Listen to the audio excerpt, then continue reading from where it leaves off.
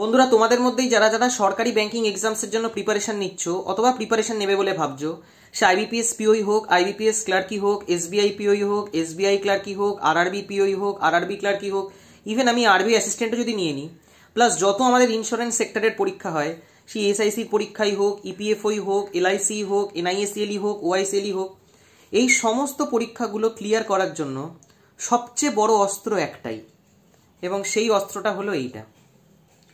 এই পেন দিয়ে আমরা যে কোনো কিছু অ্যাচিভ করতে পারি, যে কোনো পরীক্ষা ক্লিয়ার করতে পারি।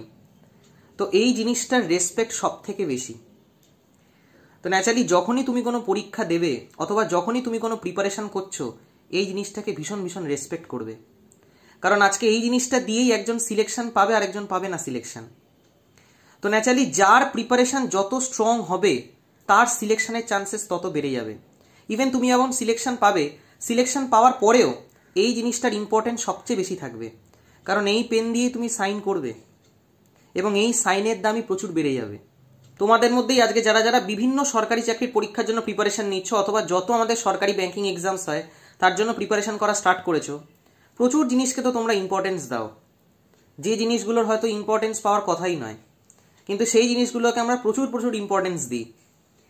এমন এমন জিনিস নিয়েও ভাবনা চিন্তা করি যেগুলো নিয়ে ভাবনা চিন্তা করার কোনো দরকার কিন্তু নেই, কিন্তু যে জিনিসটার অ্যাকচুয়ালি ইম্পর্টেন্স পাওয়া উচিত সেটা হলো এই জিনিসটা।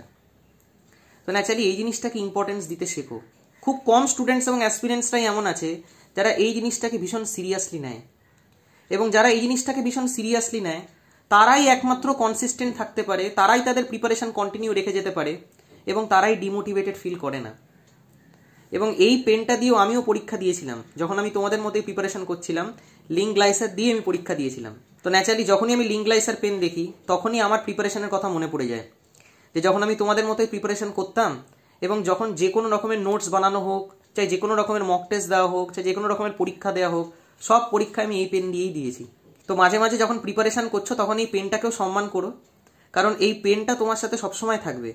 যখন তুমি প্রিপারেশন করবে তখনও, যখন তুমি মক টেস্ট দেবে তখনও, যখন তুমি চাকরি পাবে তখনও, ইভেন চাকরি পাওয়ার পরেও।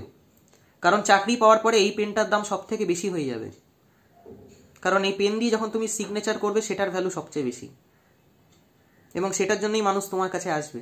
বুঝতেই পারছো তোমার সাইনের ভ্যালু কত বেশি হতে চলেছে একবার যখন তুমি চাকরিটা পেয়ে যাবে তারপরে। তো একদম ফুল কনফিডেন্সের সাথে, ফুল মোটিভেশনের সাথে সরকারি ব্যাংকিং এক্সামসের জন্য প্রিপারেশন নাও, এবং যদি তোমাদের কোথাও গাইডেন্সের প্রয়োজন হয় তো তোমরা গাইডেন্সও নিতে পারো। আমি নিজেও পার্সোনালি সমস্ত ব্যাংকিং এক্সামসের জন্য অনলাইনে ম্যাথস এবং রিজনিং পড়াই। তো তোমরা যদি চাও তো আমার সাথেও কন্ট্যাক্ট করতে পারো। আমার হোয়াটসঅ্যাপ নাম্বার 8617204564।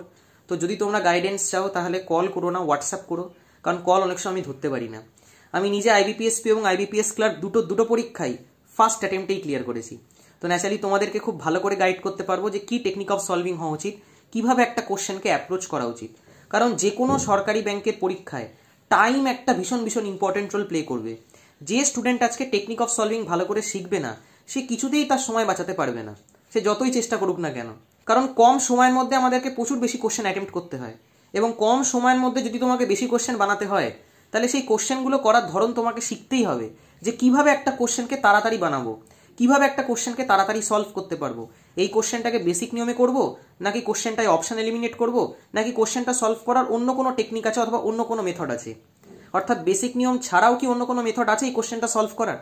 তো এই জিনিসগুলোর জন্যই আমাদের টেকনিক অফ সলভিং শিখতে হয়, এবং সব থেকে বেশি টেকনিক অফ সলভিং যে দুটো সাবজেক্টে লাগে সেটা হলো ম্যাথস এবং রিজনিং।